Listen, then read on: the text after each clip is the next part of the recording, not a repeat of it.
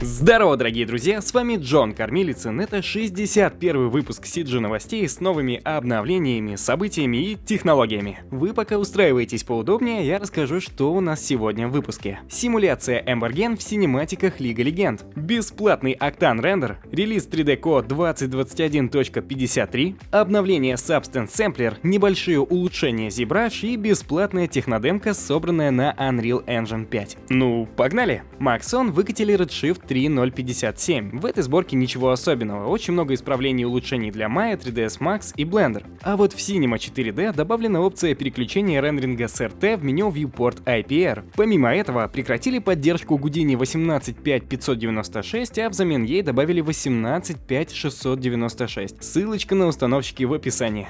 Если хочешь прокачать свои мозги, залетай к нам на курс по визуализации и трекингу в программах Redshift и PFTrack, чтобы научиться ловко работать с материалами, нодовой системой и понять, как встроить классную графику в любое ваше отснятое видео. Мы сделали скидку в 20% на пакеты плюс, в котором вы можете лично задавать мне любые вопросы по программам в онлайн-режиме. Скидка будет действовать до пятницы, купон и ссылочка в описании, залетайте, друзья.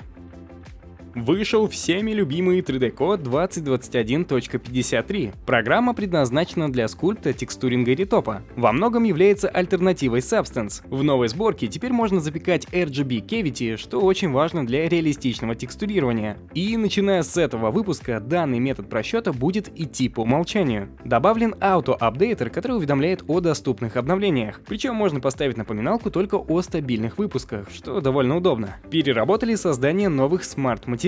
А также система теперь автоматически восстанавливает смещение из Normal Map, если данные Displacement Map были случайным образом утеряны. Помимо этого, исправили давнюю проблему с частичной вокселизацией вокруг измененной области и в то же время внесли множество мелких улучшений в скульптинг, ретоп и UV. Подробности, как всегда, по ссылочке в описании, но погоди, как же вас не затриггерить? Некоторые художники жалуются на новый интерфейс, который сменился вроде бы с начала 2021 года. Верно, да? Если что, исправьте. Так вот, что вы думаете? Удобнее работать в последних сборках или программа реально стала не такой дружелюбной?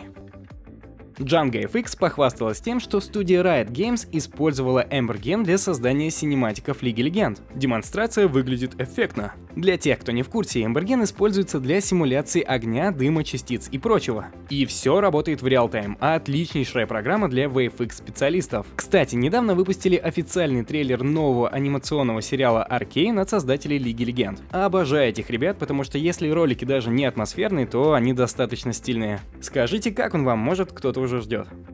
Пару дней назад вышел пререлиз предстоящего Embergen версии 0.7.5. Доступно для тех, кто участвовал в тестировании на Discord. В сборке исправлен экспорт, добавили более 20 пресетов и многое другое. Так что совсем скоро мы затестим официальный выпуск. И еще информация для тех, кто использует Embergen в связке с Octane. Доступ к обновлению будет открыт после публичного релиза. Состоялся выход ZBrush 2021.7.1.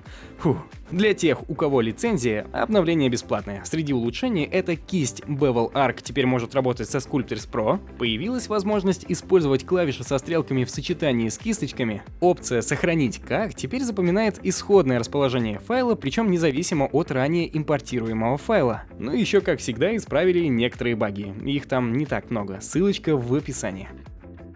Разработчики движка Unigine готовят новый инструмент Cluster Brush Editor для размещения объектов. Запуск планируется в предстоящей сборке 2.15. С помощью этой кисти можно буквально рассыпать объекты по поверхностям целыми кластерами. Из функционала будет доступна регулировка радиуса кисти и густота размещения объектов. Последнее в особенности пригодится для быстрого заполнения земли травой или другой растительностью. Unigine — это реал-тайм движок от российских разработчиков из Томска. Предназначен он для создания и визуализации трехмерных сцен. Из основных направлений это виртуальные тренажеры, например, авиа или наземные, архитектура, промышленные цифровые двойники, игры или VR.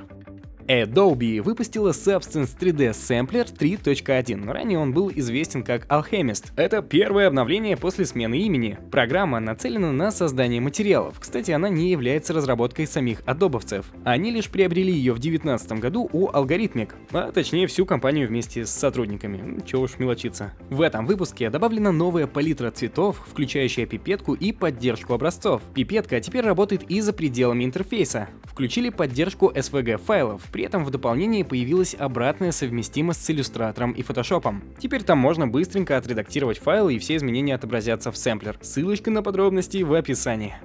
А теперь халява для тех, кто сидит на рендере Octane. Компания Atoy предлагает бесплатный тариф Octane Render Prime для Blender, Unreal Engine, Unity и Dust 3D. Причем можно использовать как для личного, так и коммерческого использования. Только не все так круто. В подписке есть довольно важные ограничения. Например, для рендеринга сцены доступен только один графический процессор. Все остальные минусы по ссылочке в описании. Nevart Center обновил свою программу для моделирования Silo.